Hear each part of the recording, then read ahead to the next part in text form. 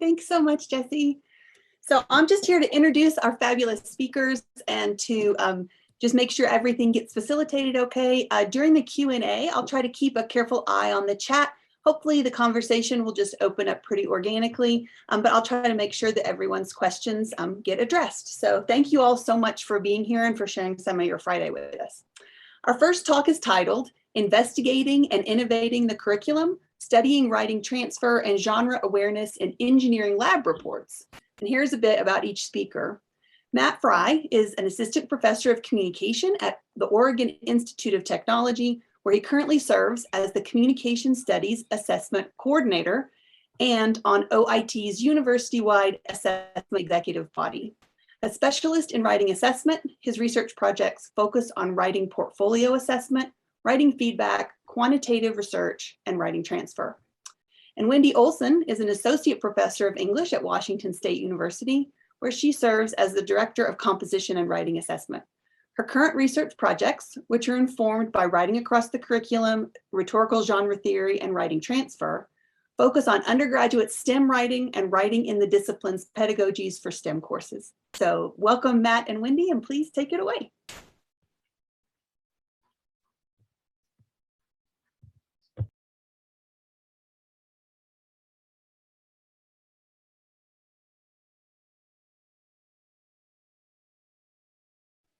Wendy, you're still muted. There we go. Okay. Alrighty. Okay. Thank you, Matt. So Matt's going to control the PowerPoint for me.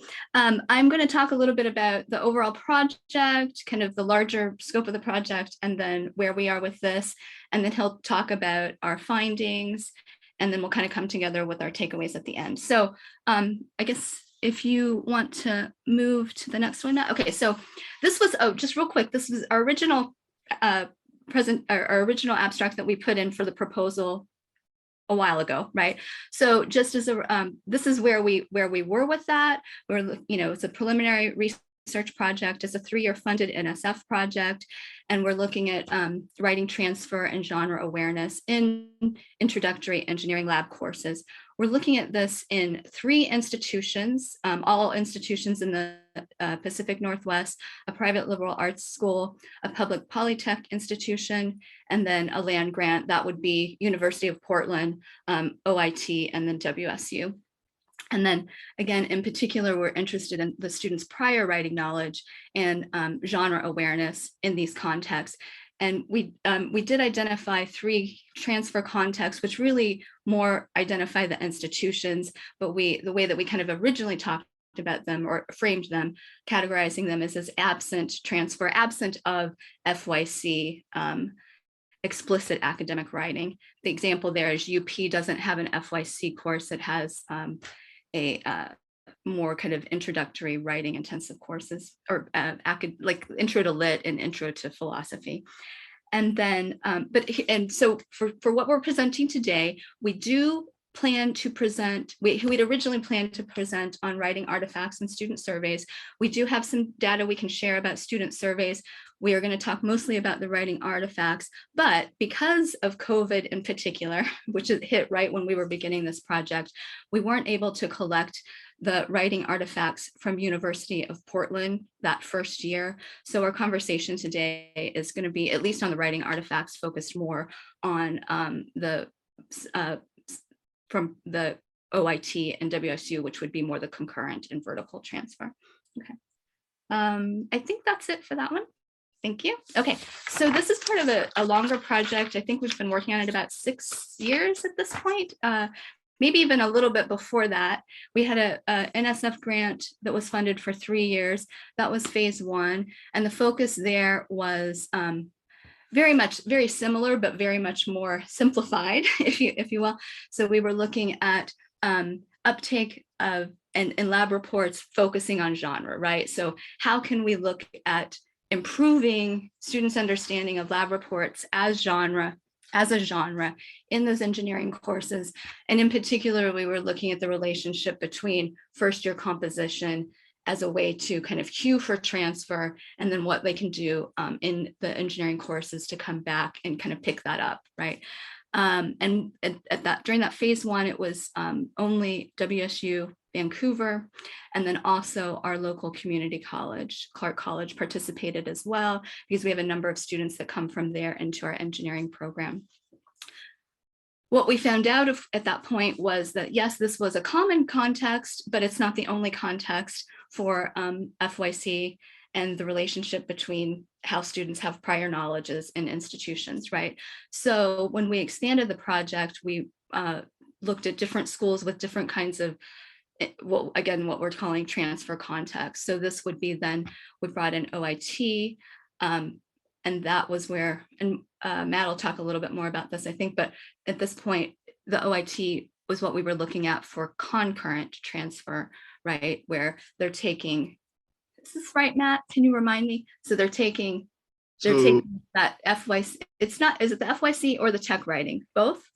At OIT, we get FYC, and then we have a sophomore level tech writing class, which tends to be taken about the same time as the first lab report class in engineering curricula. So we see students trying to bridge a lot of their writing skills from one of those, from between both contexts that are usually in the same time. Okay, thank you. And then the inclusion of University of Portland, again, as I mentioned, because they don't have a first year writing course. They do have a general education curriculum, and the writing component for their general education curriculum is met by one of two courses, which is introductory lit or introductory to philosophy. And so while they're usually taking that, I think, at about before they would be taking their engineering courses, we didn't count that as an FYC kind of explicit instruction. So that's why we kind of termed that absent. We also, the other thing that came to mind when we're thinking about tech writing at OIT, excuse me, is that we also have tech writing at WSU, right? And that usually happens either at the same time, or I think it happens at their junior level, right? So it would be maybe another example of concurrent, which is what we found out. So, and again, Matt will talk a little bit about this. So we did try to have these categories, but as you can tell, and as you know, studying transfer, it gets really messy, right? Because every student's particular context is a little bit different, even within the kind of frameworks or paradigms of the institutional setups of the courses. So anyway, so this is where we focused. And so that was our primary focus. We wanted to really look at how can we acknowledge these different contexts in different universities and different transfer situations, right? And different prior knowledge in particular situations, but how can we come up with some kind of curriculum that's happening in the engineering courses that support those different variations. Okay, all right. I'm not going to say a lot here, but we do, I think we'll share this PowerPoint too with everyone. And there is a references section at the end of the PowerPoint, but these are essentially kind of the key concepts and literature that are framing our research. In particular, we're focusing on FAR transfer, right, in the context of that absent concurrent, which the concurrent being similar to the lateral, right? Haskell, I think, is the lateral, and vertical. And then, of course, the work from our community here, looking at ways of knowing from Carter, Yancey, Robertson, and Taxex focus on teaching for transfer and looking at those FYCs, and then work from Wolfe and her colleagues with respect to IMRD, right? I always put the A in there when I say it anyway, and so on. So I'll just mention that those are the frameworks that we're using to build out. So generally WID and writing transfer, rhetorical genre studies, and then the FAR transfer. Okay, let me get a look at my notes here. Limitations. Okay, I don't have a whole lot to say about this other than, I mean, I think all of you who have been doing work can imagine the impact from COVID, but in particular, it impacted both our data collection, but then also the teaching environment, because when we went in and put the grant together, we weren't imagining teaching remote for a year and a half, right? So that's another messy component that we're gonna have to work through. The sample size, we have 24 artifacts. Matt, did you want to say anything about the sample size in terms of limitation? So we ended up, for today especially, we're focused on 24 artifacts.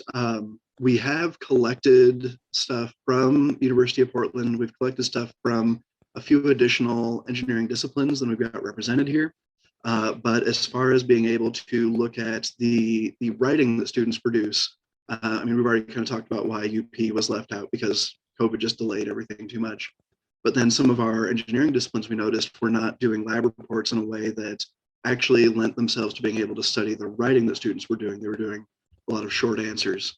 And I mean, one of the really big things that kind of getting on like why COVID was such a big disruptor for us right now is that this first year, what we're really looking at is sort of pre-treatment. We haven't changed anything about engineering curricula. We haven't done anything to change FYC or tech writing curricula. We're just looking at what students are currently doing absent any other change on our part. And so COVID became a really fun thing because all of a sudden the writing just changed drastically for what students were producing in the classes anyway. So it's been a very messy year and a half of data collection here. Yeah, and that's the theme, I think, in some ways. I tried to turn this limitations around a little bit, the challenges of studying and measuring writing transfer, but also it opened up in some ways these opportunities for us to ask other and deeper questions, right? So we're just kind of really in that mess of looking at what we've got and what other questions we need to ask.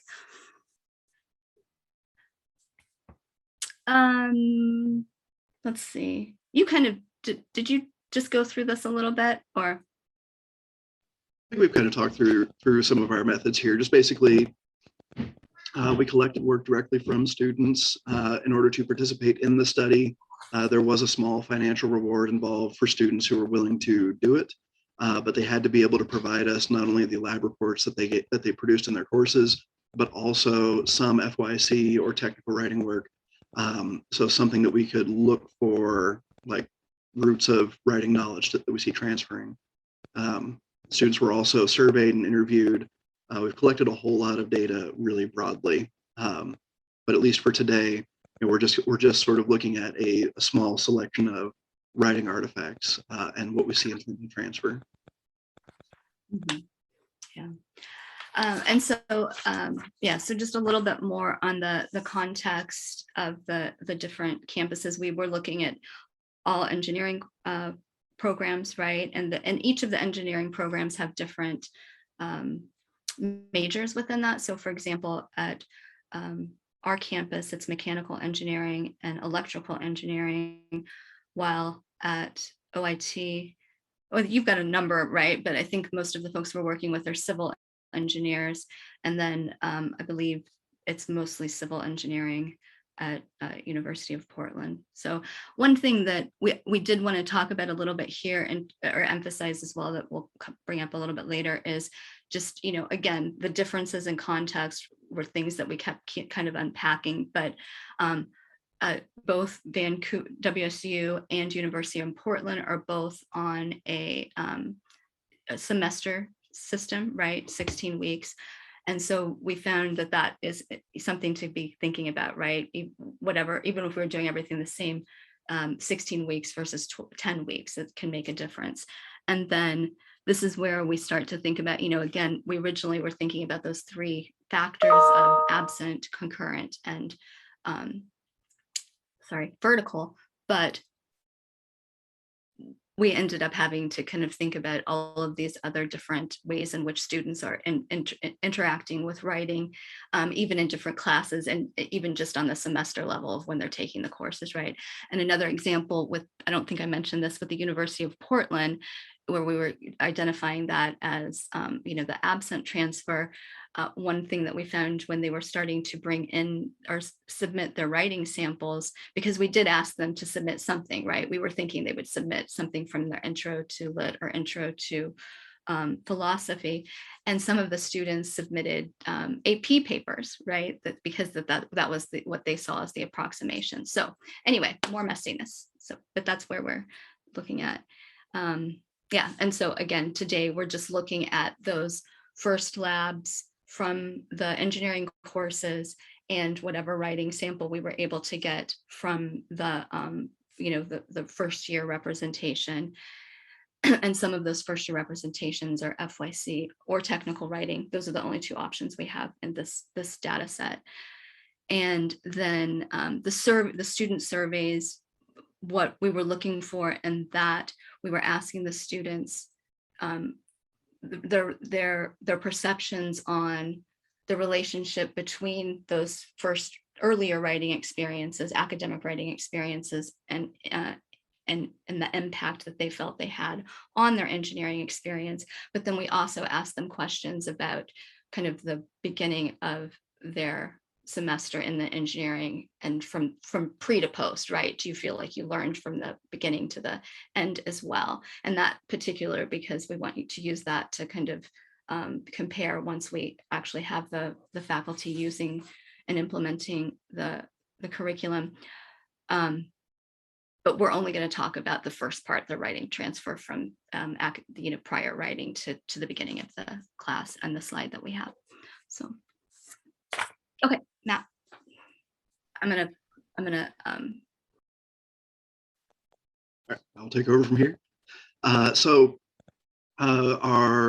rating process for this, and our way of looking at this, like I mentioned, we are borrowing from an earlier sort of study looking specifically at engineering lab report writing.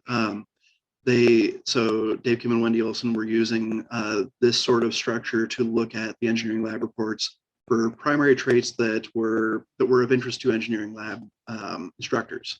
So following just sort of basic conventions of engineering writing, especially lab writing, so having a solid introduction and a methods or a procedure section, being able to incorporate, construct, and discuss visual elements or other non-text things like tables and graphs and things, being able to explain the importance of data and really unpack numerical data primarily.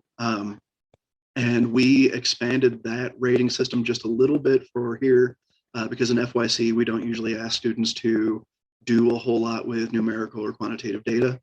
So we have two separate ratings for looking at quantitative data in particular, or looking at any kind of data or evidence and identifying specifically what it means and some kind of action or importance out of that information. The original system also looked at the use of some sort of external or technical resource to interpret some of that data, which we have kind of, again, we've sort of blurred the lines a little bit to make it for FYC and tech writing to be something like a secondary resource. Anywhere that we see students picking up the writing skill of using some resource to comment on either another resource or to comment on some firsthand data that they've collected. We are rating all of these papers on a sort of 4-point scale in these areas. It's a little bit loose, primarily because we are looking at preliminary data and we're making sure that we're setting up a solid method that we can continue using for the next few years as we do a little bit more treatment within the classes and collect more artifacts. So we would record if it seems like the move that we're looking for just simply does not exist in the document we're looking at. So many FYC papers, we don't usually ask first-year students to write a method section for their library research paper.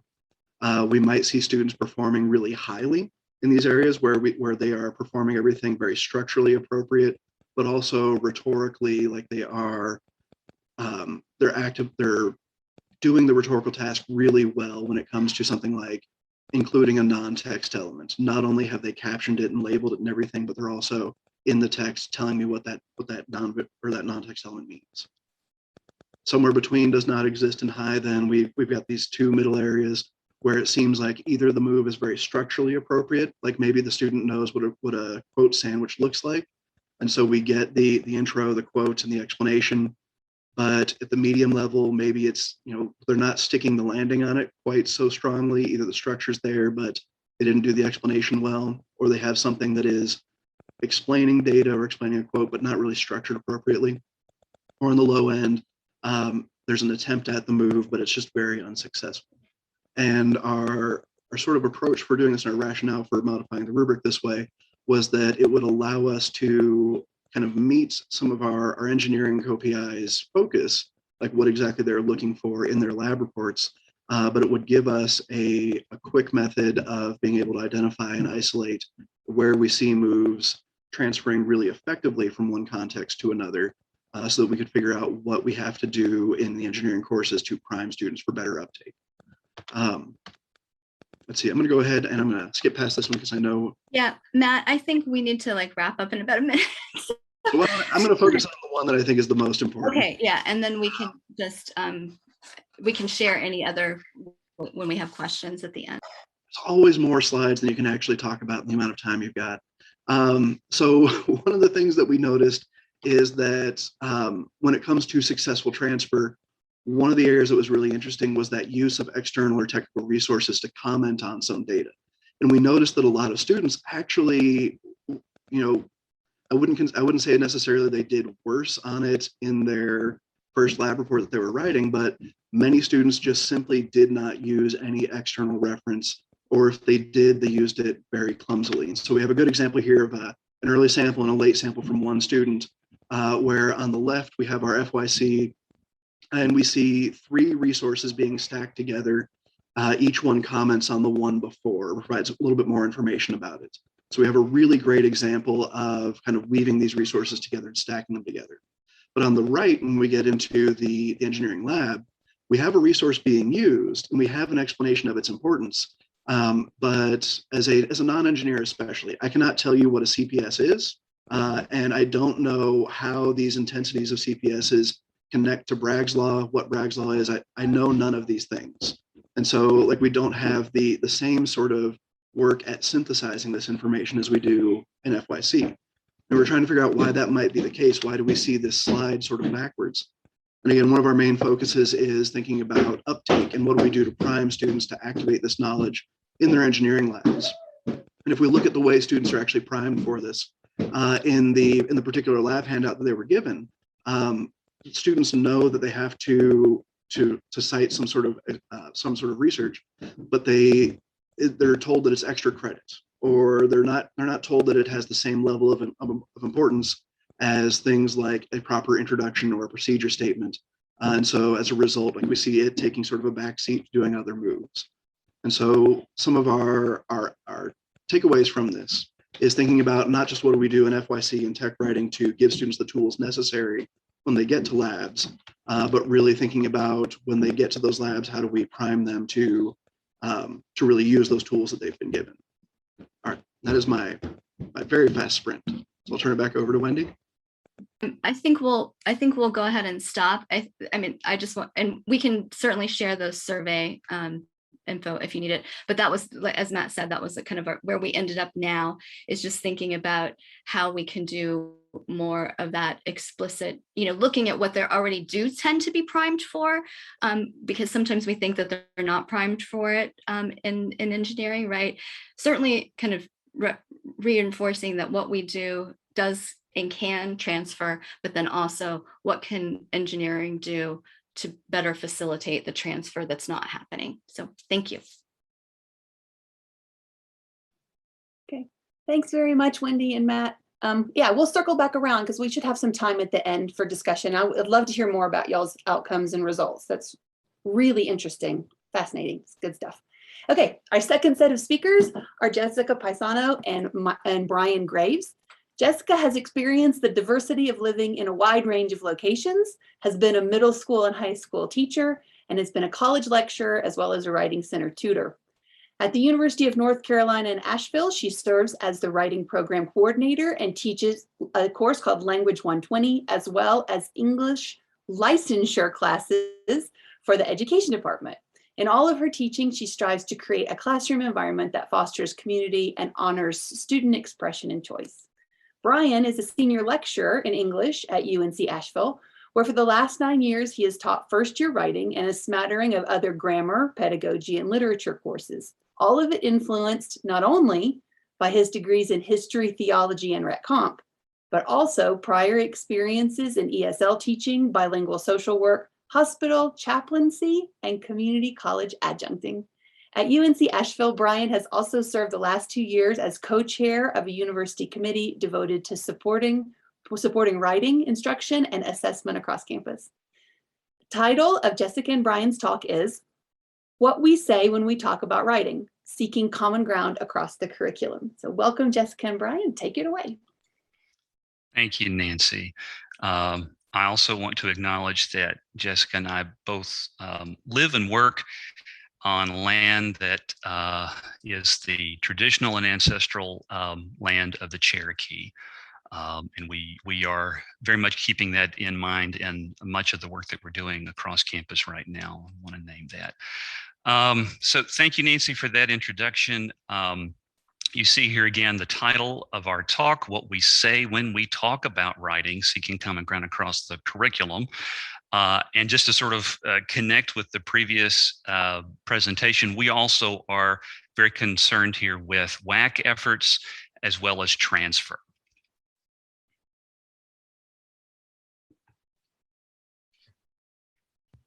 Thank you, Brian. I'll just give a little bit of background about our institutional contexts. So we do teach at the University of North Carolina, Asheville. It is a small public liberal arts university, just under 4,000 students. And faculty at our institution have a heavy teaching load. We have a 4-4 teaching load. And I'll just say that even as lecturers, there's with that load, there is still a lot of service and scholarship expectations, perhaps more than might be healthy for our campus. We have a diminished writing curriculum. Before Brian or I, we've both been at the university for 10 years, and before either one of us got there, we had lost our second required writing course. So we're down to 1 4-hour required first-year writing course. We also lost our formal WAC VIII program, and we have moved to writing being assessed through the majors. We also have a troubling lack of institutional data on student writing skills, something that Brian and I have been working to request and to help the university prioritize, but that has not really been happening. We also have, maybe no is not quite right, but we have very, very little support for programmatic assessment, even in first year writing.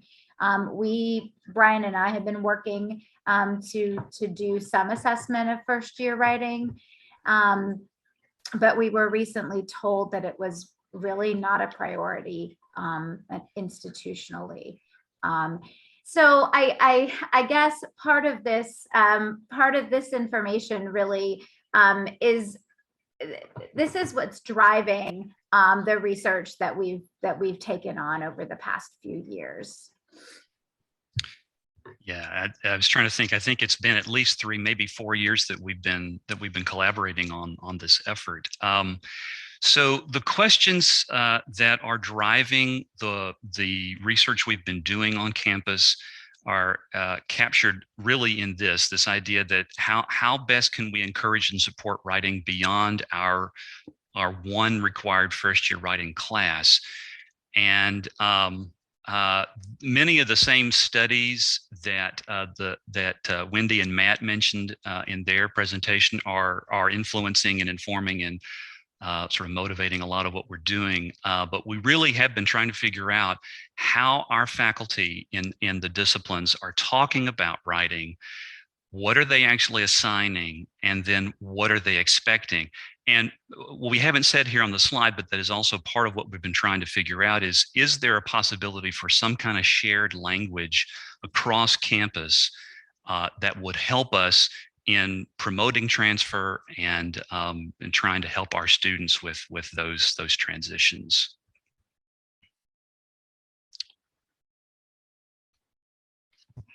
So the first part of our kind of methodology was to conduct a survey. We surveyed faculty. We got 52 responses, which is about 16% of the faculty. We asked questions like, what's your discipline? How many writing assignments do you typically ask students to complete in a semester? What types of writing do you assign? What do you expect students to learn from your writing assignments in your class? What are you looking for when you evaluate these writing assignments? And how do you teach or guide students to develop these skills? And then the second part of our research was to convene a focus group, 6 faculty from various different disciplines across campus that you see here listed. All of them were folks who had done the survey already and had a sense of what we're investigating. And then we basically, with some help from our Center for Teaching and Learning in terms of the setup for all this, we basically engaged them in a conversation about what they see their students struggling with, what they see their students doing well, and how they would envision the sort of ideal first-year writing class. The third and final part of our research was collecting writing prompts from faculty across campus and trying to code them, right, in some way. We ended up with 42 prompts from 15 disciplines. There was relatively equal distribution by division, although interesting, there were fewer in humanities than in social sciences or science.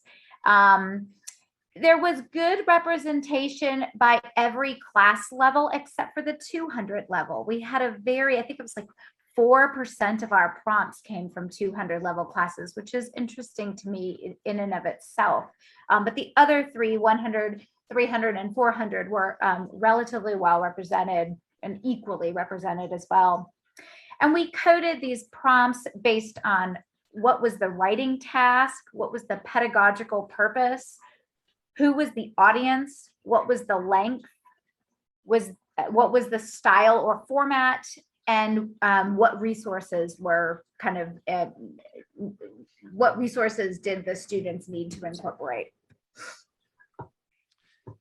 And we are going to move next to just sort of hitting the highlights of what we took away from this. If you are interested in the details, we have a link in the slideshow, a couple slides down, to a full sort of detailed look at some of those findings. And one of us can put that link into the chat as well here in just a minute. But here are then some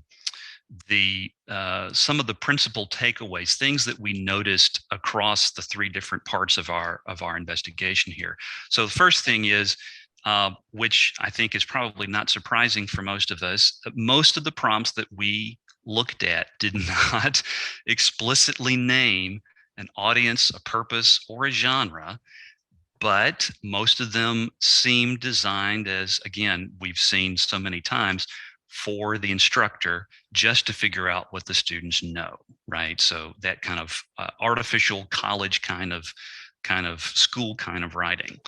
Second, few of the prompts that we looked at, and again, it was not maybe a full picture of campus, but the ones that were shared with us from people who, presumably care about this, few of them were prompting specifically for higher order tasks, thinking again, like in terms of Bloom's taxonomy. Third, there was little attention to the reality that writing shifts. Writing is different in different situations.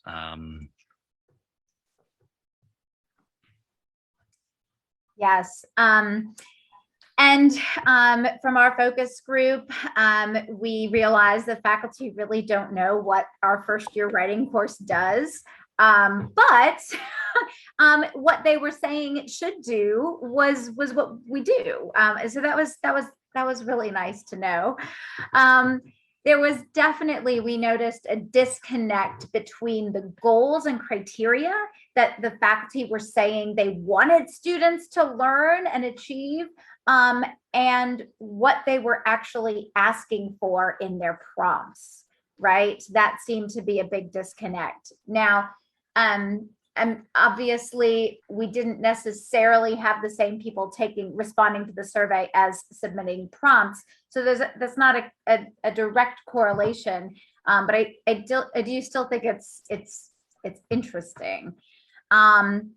And then I think one of our biggest takeaways was that we could better support student writing by helping students reflect on the choices they make when they write and foster awareness of each writing situation. That seemed something that was across the board lacking.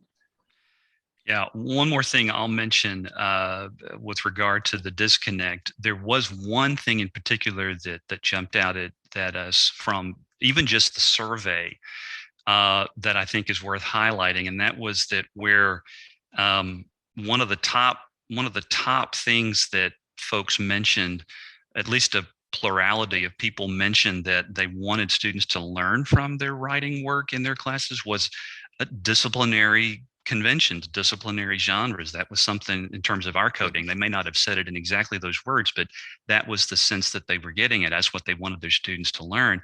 But then the principal things they were looking for in assessing their students' writing were things like organization, clarity, grammar, and those sorts of things.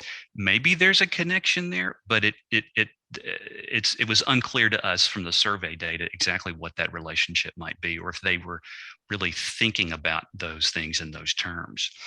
So again, in the slideshow that's available in Whova, there's a link here that will take you to the findings.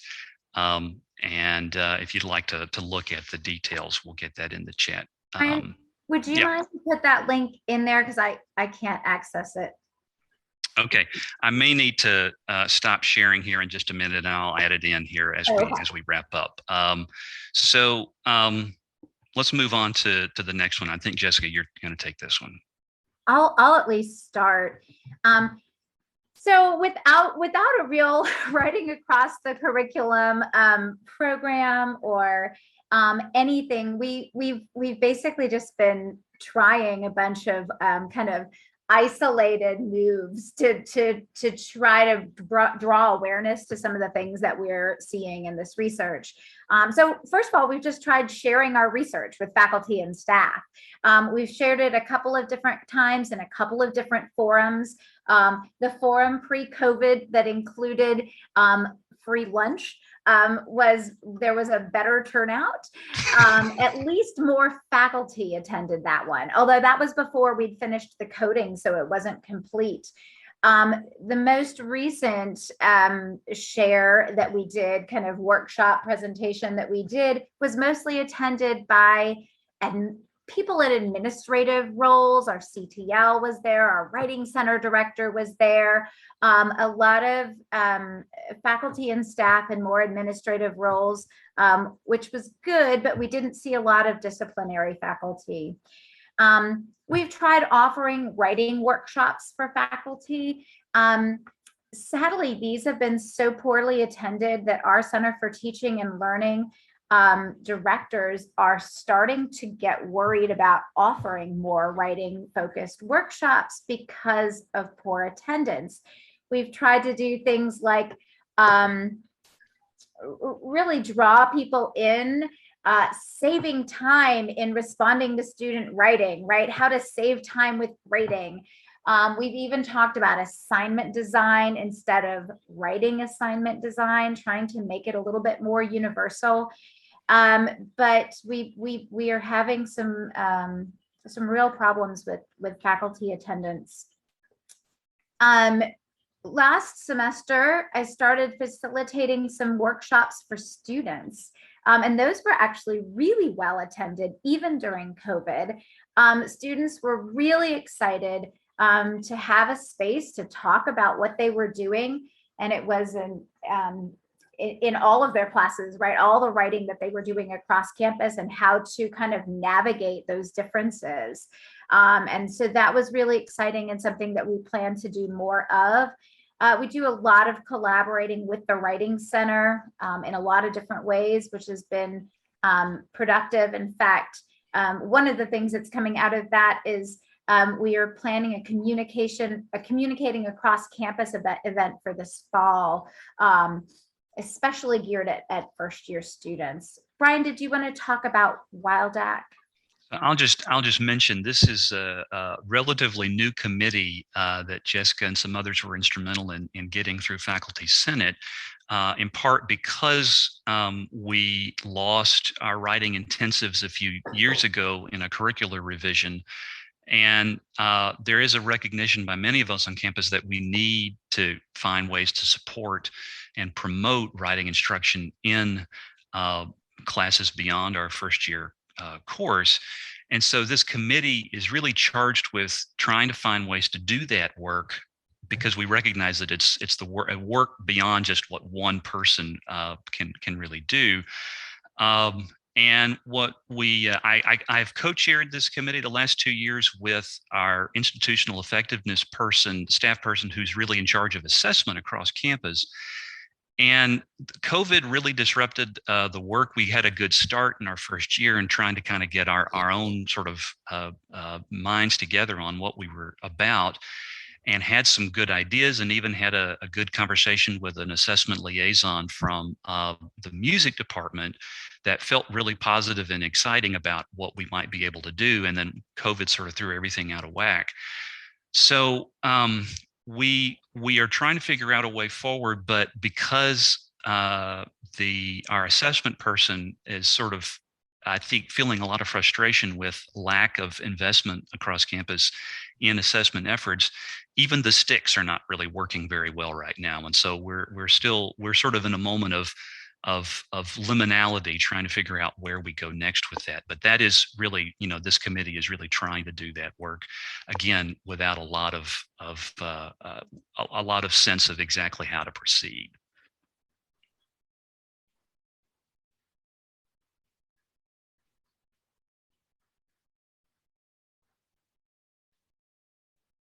Jessica, do you want to say something about the communicating across campus? Oh, I did, kind of out of order. Sorry. Oh, you did already. Sorry, I missed that. Okay, so what we want to invite some consideration of as time allows us in the rest of the session and in conversation with the other presenters is in thinking about what we have shared. And again, I'll share that link to our full sort of charts and graphs and things here in just a second. But we wonder, because we're in a room with experts in these kinds of efforts from your own institutions, what else you might want to have us consider, other things that you're noticing that we haven't named, questions that you haven't heard us ask, strategies, tactics, resources that you might suggest to us. We've talked about some of this research with faculty on campus. We've talked about it with in other settings with other Rhet Comp folks, but not necessarily with folks with the same level of experience with WAC efforts. And so we really would love to get your feedback and response to some of what we're trying to do, or just encouragement. We'll take encouragement. But anyway, that's how we'll wrap up. And we'll also share our references in the chat here in just a minute.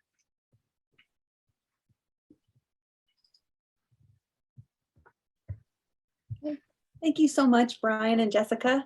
I'm feeling a little worried for you, so I'm feeling a little anxious. I hope we get some good input from the audience here. We're open now for questions. You can feel free just to jump in with your microphone or put something in the chat. We'll make sure it gets woven in.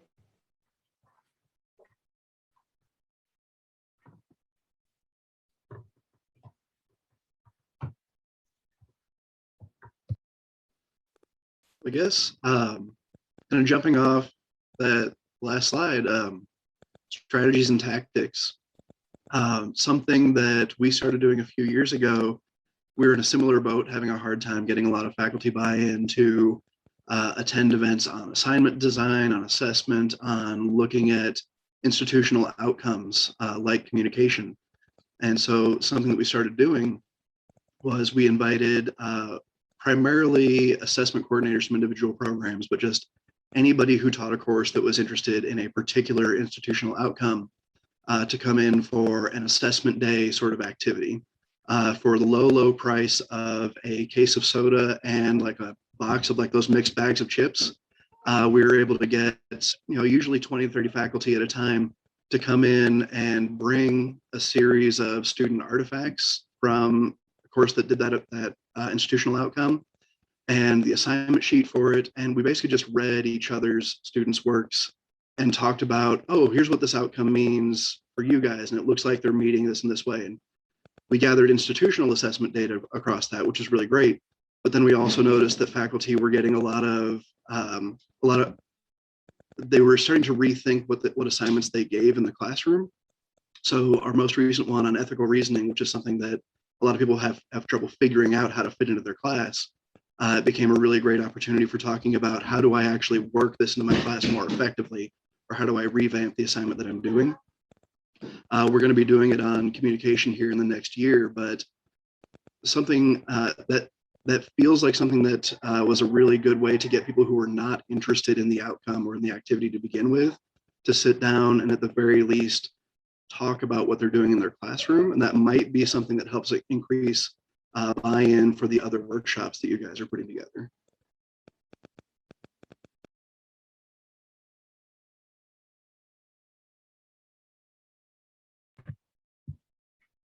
Thank you, Matt. That's a great idea. I'm sorry, I'm trying to like capture everybody's suggestions in the chat and respond as well. But thank you. And I'll save the chat and share it with the participants, just like the presenters, just so you know that's covered, Jessica. I got you covered.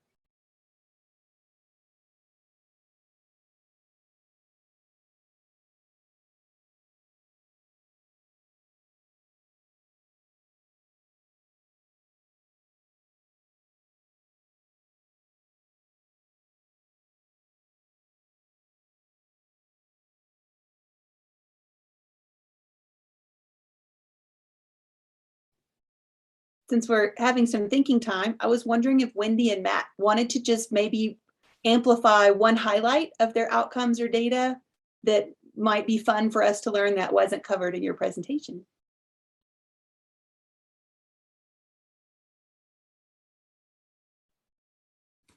I don't know, Matt, what did you think?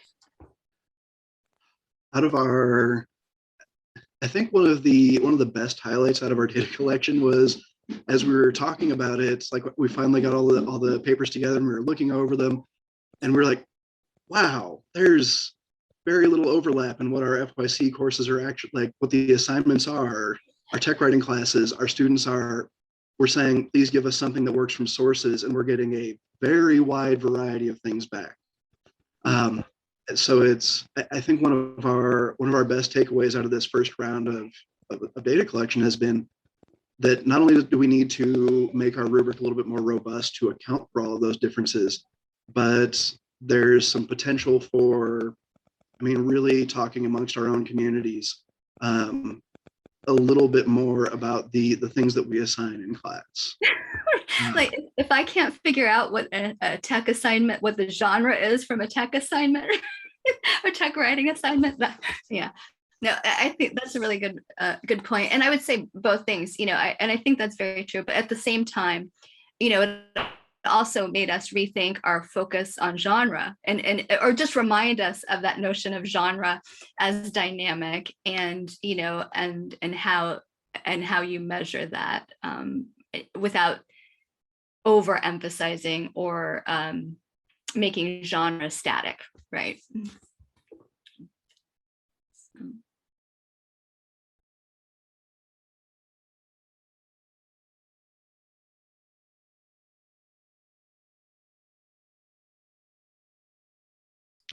We've rendered everyone speechless, it seems. Matt, did you want to put our PowerPoint in the chat to share with folks? Yeah, and we can attach it to whatever that more permanent place is too. Come on, Sandra, please. I actually don't think I have a question. I'm trying to formulate one, but this is really, really important work. And I really do want to look at the results of both of these. I think both of the way you've set these up, the questions you're asking are really smart. And what you're pointing to is precisely the challenge we're all facing, I think, with WAC we think that if we teach something somewhere, the students will be able to use it somewhere else, and then they can't. And then we ask the faculty, what do you wish we were teaching? And what they tell us is not actually what they want. And so, like, this is, I think, a huge problem that many of us face and don't know we're facing. So I think this research is really exciting. And I may actually have questions I want to email to you, but I just wanted to make that point so that you don't think we're silent, because there's nothing going on. I think this is really, really exciting. So thank you. Thank you. And I guess I would just follow with that in terms of, like, one of the most rewarding parts of the 6-year process has been working with engineering faculty and seeing their commitment. You know, I mean, we don't always agree and stuff, but seeing their commitment to writing. And I think, you know, certainly that is different in different institutions, and we've all had those moments of just fix the students, right? But that is actually the way this project started. Is Dave Kem came into this office, sat in that chair right there about 7 or 8 years ago, and said, "Wendy, my students can't write. What can we do?" But he didn't say, "You have to fix it." He said, "What can we do?" And then it's, you know, moved out into the multiple institutions. So it's been really rewarding. Do you think you would find the same responses if you looked at history or, you know, one of the more, I don't know. I mean, it actually makes sense that engineers want students to be able to write, engineers and nurses. Like, you have to actually be able to explain your ideas clearly, because the bridge might fall down otherwise. But, like, is there the same incentive, do you think, having from your research in other places? And I guess that's for anyone. That wasn't a very well structured question. I hope it made sense. I would say just from experience, because of at my campus, and you've been here, right? It's a small campus. We've got a nice little community here, and we get along. And you know, in the history department, folks are kind of our sisters in the humanities and English, right? But you know, and I love them to death. But also, their approach to writing is very traditional. It's very, in some ways, elitist. You know, so I mean, so I think we can't assume that the humanities are necessarily in the same place that we are as compositionists and writing folks, right? I think it's an interesting question, because it points to the fact that disciplines that have more public facing writing, right? Writing that is doing something in the world, writing with an authentic purpose and a real audience that might really make a difference in people's lives, tend to be thinking about the same or similar things that we in composition tend to think about, and writing that, disciplines that aren't thinking about their writing in the same way are maybe not as engaged in that conversation, because I don't know that they're seeing any failures in their writing, as long as it's needed to do is stand up to these kind of traditional models. So if I might say something else, I think that's really interesting. Now I'm like thinking in 100 directions, but we would want the writing that the students do in their history classes to also inform the writing they do in their tech classes. You know, like in theory, if we had a real WAC program, it wouldn't just be first year writing to professional programs. It would be everybody somehow in some idealistic, it must be Friday kind of way. So I think you point to some really, really big questions in this session.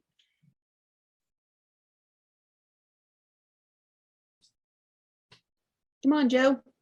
Hi, I'm in the chemistry department at St. John's University, and I just want to comment that even within a discipline, the first year writing is much different from the fourth year writing, because there's subdisciplinary conventions, there's scaffolding, and the sort of metacognitive things you're asking for.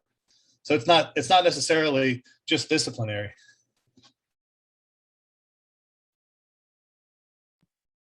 Thank you for that, Joe. And that, I don't know if we mentioned this or not, but one of the reasons we focused on entry-level lab courses as opposed to any lab course in our research was looking at that, in particular, looking at them as novices entering into the field. And we do collect the last lab report that they produce in that course, so we can see growth within that one particular context. But at least for today, we were really interested to see that first lab, what successfully made the jump into the lab course. What can we see them doing without necessarily explicit prompting from their instructor?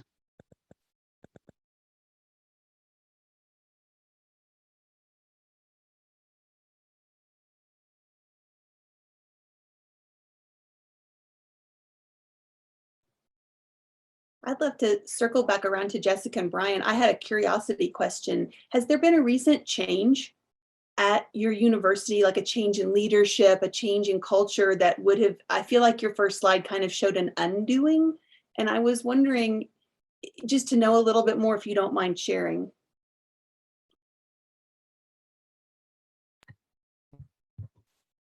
Brian, Yeah, go ahead. Go ahead.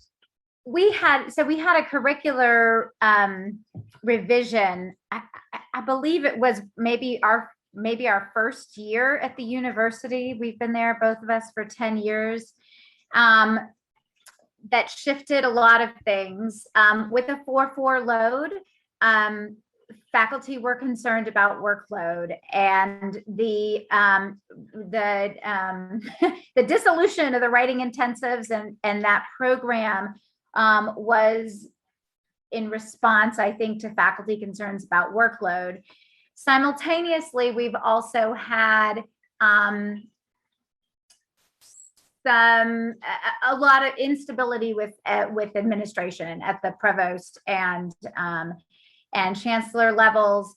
I feel as though we have, for the past 2 years, pretty solid administration, but they both came in right before COVID hit. And I feel like they've been putting out fires for the past 2 years. And so I am, I mean, I've had some really good conversations with our provost, and I am hopeful for some institutional support in the coming years. But it's definitely been challenging. Yeah. There are many people on campus who do care deeply about these things, but again, we've all got so much going on, and it's and I don't know, institutions like universities also, things can move very, very slowly, and then suddenly things move quickly, and nobody is even really aware of what's happening. I mean, this is sort of the what makes it complicated. I honestly think that there were a lot of people who didn't realize that we were losing the writing intensives to the degree that we did. I mean, what we haven't mentioned is that the creation of those writing intensives was done prior to that. The program had actually, this predates both of us, but there actually had been 2 required, probably first year writing courses, both required in the first year. And part of the deal in letting go of one of those was moving that into disciplinary courses, so that we had the one required writing course, and then I think it was it 2 or 3 required writing intensives? I can't remember the exact number, but that was the deal, right? And I think that felt good to most everybody, and so. But that decision happened so quickly that there wasn't adequate time for other stakeholders to sort of say, wait a minute, don't forget about this. Is the way that we're kind of building on the writing instruction from the first year, and trying to, but once you've lost it, getting it back in is so difficult. And it's just really frustrating.